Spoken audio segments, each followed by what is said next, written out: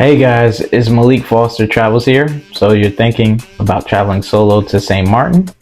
Let me show you what no one is telling you about this Caribbean gem. From its deep history and multicultural vibe to the nightlife, women, and everything in between. Stick around to the end of the video because I have a surprise for you, my fellow solo travelers. So let's get into it.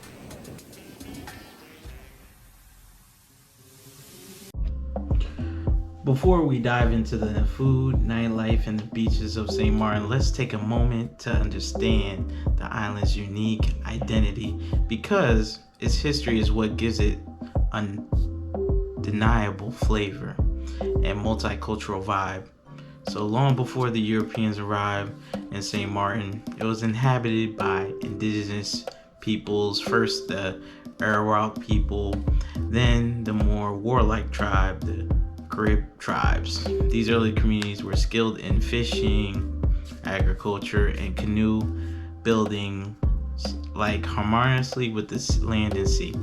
So, Christopher Columbus sighted the island November 11th, 1493, which is St. Martin's Day, and that's how the island got its name. Although Spain claimed the island, they didn't settle it significantly. It wasn't until the 1600s that both the Dutch and the French realized that the island's strategic value for the trade routes and salt production.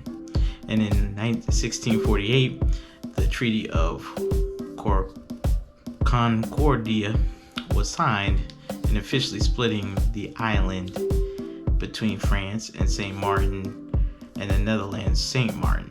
To this day is the smallest inhabited island in the world, divided between two nations, right? A symbol of coexistence, even though there's still some colonial tensions today.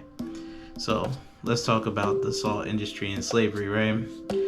St. Martin was especially valued by the Dutch for its salt ponds, right? This led a booming salt industry, which, like many Caribbean economies, relied on enslaved African labor.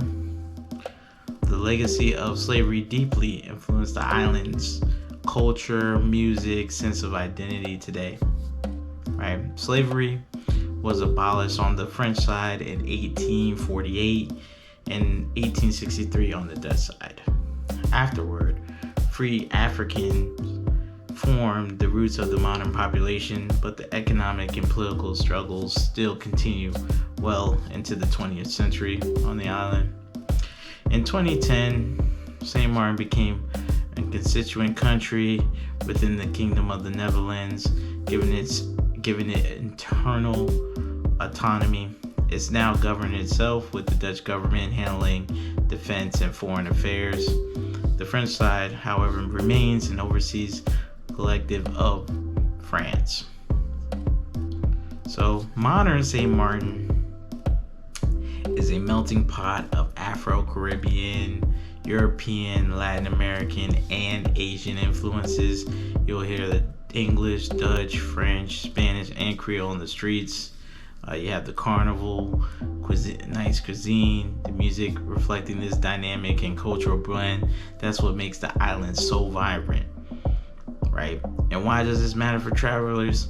Understanding this background helps you see why St. Martin feels so different from other Caribbean destinations. It's not just about the beaches, it's about the people, the resilience, and the blend identity that you feel. And every meal, festival, and every conversation you have with every resident of the island. Okay, let's talk about accommodations. When I was in St. Martin, I stayed at the Hilton Vacation Beach Hotel called at Flamingo Beach. It's a Hilton property. It's a really nice property. It was in the Simpson Bay area near Maho Beach, and that's one of the best areas that you want to stay in. So if you can get a hotel in that area, it's on the Dutch side of the island, that would be good for you. That's where all the nice restaurants, the bars, the nightclub, and everything that you need is there. It's a little bit on the pricier side, but it's packed with good food, good beaches, It's safe, it's walkable, it's a nice area, and I recommend that's where you want to stay because that's where all the action is if you're a solo traveler like myself. I do want to mention though, however, that in the Phillipsburg area, it's a little bit cheaper than Simpsons Bay area, but it's a lot less to do. You know, the food's cheaper. You can get to other cheaper areas to get food. Plus, that's where the capital is, where you can do a lot of shopping and stuff like that as well. You can get accommodations there too, but you'll end up having to either rent a car or get a taxi all the way over there to Simpson Bay area where everything is. So I recommend trying to stay in the Simpsons Bay area over the Phillipsburg area or anywhere else on the island, even including the French side, because the French side has some things too, but one is a little bit more expensive due to the euro, and also it's more things going on the Dutch side as opposed to the French side. The French side is a little bit more reserved, a little bit more quiet as well, but it also has nice beaches and nice areas for nature and stuff like that. Okay, let me talk about transportation a little bit. You can survive without a car in St. Maarten, but if you want to beach hop or even go to the French side and Dutch side, vice versa, you want to rent something small and affordable, I would recommend you rent a car. It wasn't too expensive for me as opposed to taking the taxis and stuff like that. My car rental was about $31 a day. So times that by 5, I ended up spending a total of $139 for the 6 days I was there. So that's not bad. They were pretty cool and friendly with everything. It was a pretty streamless process, so I highly recommend getting a car. And plus the island's small, only 30 something miles total, so you can get pretty much anywhere within 20 minutes. So highly recommend it.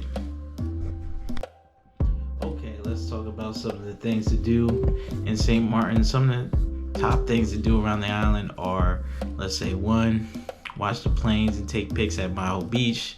I didn't go, but it's a heavy tourist destination attraction on the island.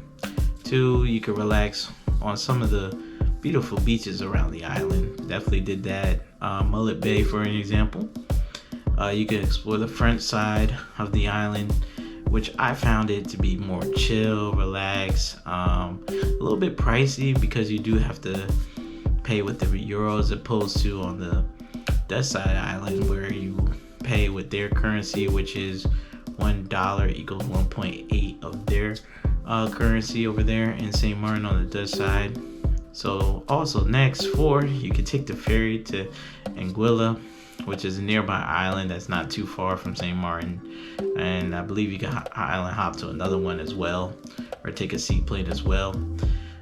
You can go to Phillipsburg, which is the Dutch side capital, where you can do some shopping, get some different types of things on Front Street, right? They call it Front Street. A lot of duty-free deals. You got the oceanfront boardwalk out there where you can see, the sunset. You can see the beach right there. All kinds of stuff where the cruise ships come into play as well. It's a nice blend of colonial charm and Caribbean flair. You can visit the Guava Berry Emporium and taste some of the local liquor there as well. Okay, let's talk about some of the nightlife real quick. Whether you're into dancing or just sipping something cold by the ocean, St. Maarten's nightlife won't disappoint. I'm telling you, there's places to hit up. We Lounge, White Rabbit, you get that up, Lotus Nightclub, and a bar called Nowhere Special. You also have the Three Amigos, Sky Beach as well. Those are some of the places that I mainly go. It's mainly in the Simpsons Bay area.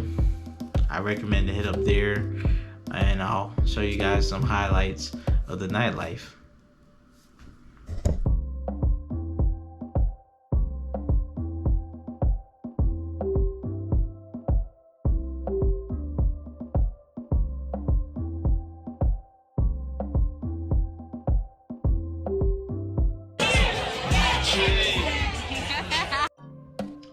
let's talk about the food in St. Martin. I enjoyed the food in St. Martin. It was really good. A little bit pricey depending on where you're at, right? So when we're talking about the Dutch side, it's a little pricey in Simpsons Bay area, but when you go up the outskirts of Phillipsburg, those areas, it was much cheaper, like $12 for like meal and drink. But when you're in Simpsons Bay, it's like $20, and then a little bit more, like $25 when you're on the French side due to the euro, right? So that's what I was spending, right? But the tasting of the food, it was pretty good. It was pretty solid. I'd probably give it 4 out of 5 stars overall. It was solid. It wasn't the best I ever had. It wasn't the worst. It was above average for me. So that's why I give it 4 out of 5 overall on the food. So some of my final thoughts, I really enjoyed the trip. It was really good. Would I go back again? I definitely would. I have a surprise for you guys. Since you watched the end of the video, I am going to drop my guide. If anybody wants to get it, it'll tell you everything in more detail than I explain here. I'll have that guide for you guys. You can check that out. It'll be in the link in the description. And if you find that this helped you, hit that like, subscribe, and drop a comment. Would you travel solo to St. Martin? Let me know. Alright, you guys. Peace out.